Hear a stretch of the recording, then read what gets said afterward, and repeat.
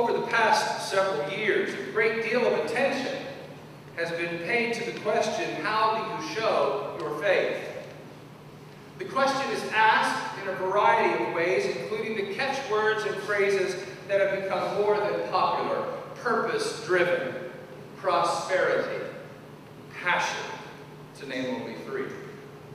Seminars and books on the subject of what faith really is and what difference it can really make have earned multi-millions of dollars and created a very comfortable lifestyle for those who provide their particular answer.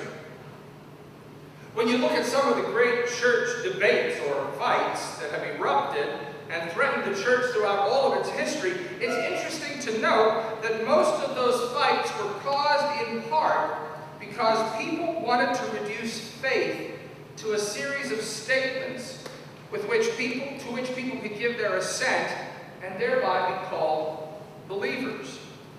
For many evangelical Christians, the central and most crucial question of life is, where and when did you say that Jesus Christ is Lord?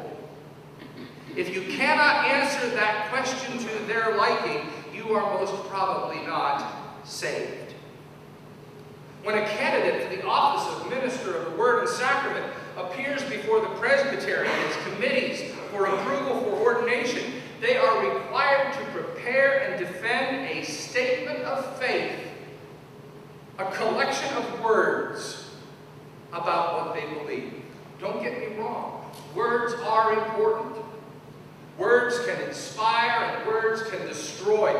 Words can bring clarity and words can plunge us into chaos and confusion. But when it comes to faith, according to the Epistle of James, words are not enough. James, perhaps more than any other New Testament writer, knew that words were not the totality of what Christian faith was all about. James recognized that people could use words to express their faith, and as a result, if they used too many words, the faith would be cheapened and made small.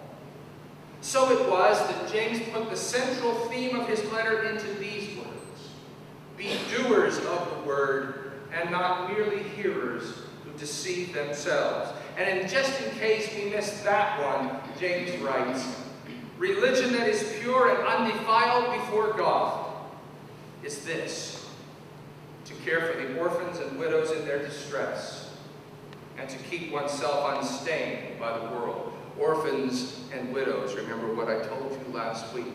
If it says orphans and widows, it means poor and powerless.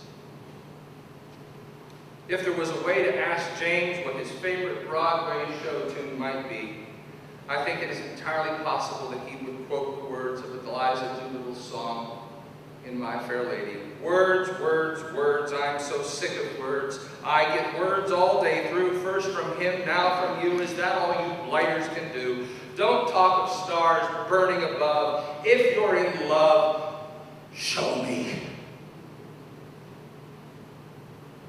The second chapter of James, which is at the heart of our worship service this morning, is a far-reaching treatment on the matter of the life of faith. Specifically, James looks at the issue of all things of social class as a way to get to how we live our faith.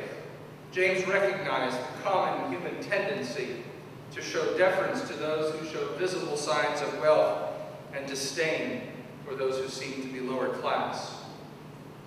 Don't believe that viewpoint? I've been blessed to be the pastor of 3 outstanding congregations in my ordained ministry and 2 before my ordination.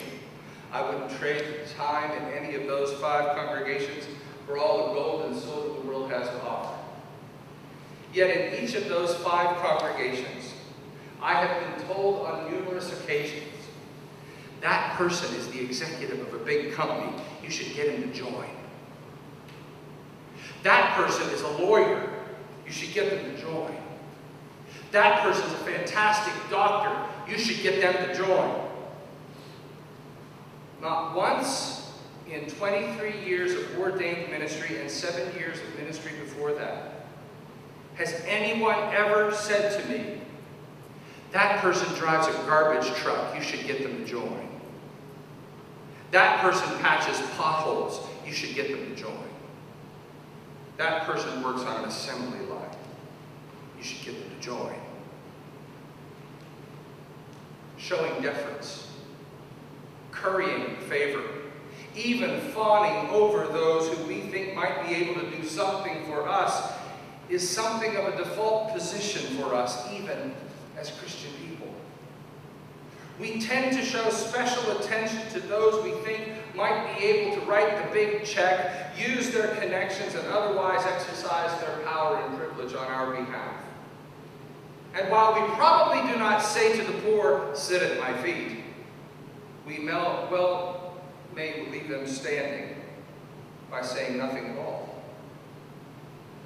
It's been interesting to watch the national debate, if you can call it that, over making changes to our health care and health insurance systems. Rather than bringing out the best in our nation, it has brought out the worst. So much so that even our own school system is a little afraid to show the president's address to school children. My God, what have we become?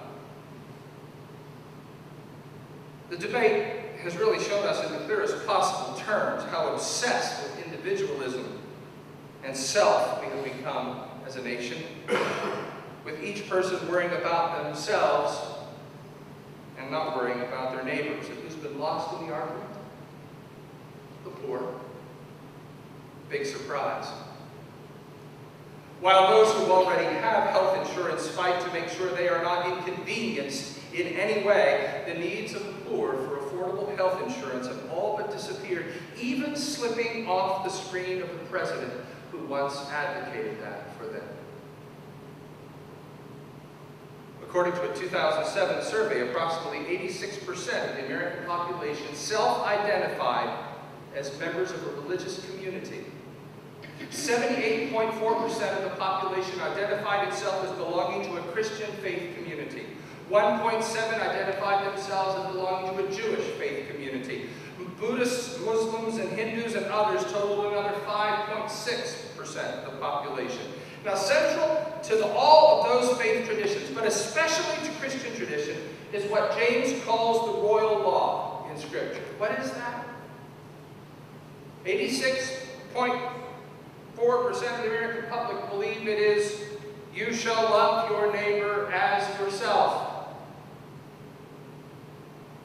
Now, we all know those words.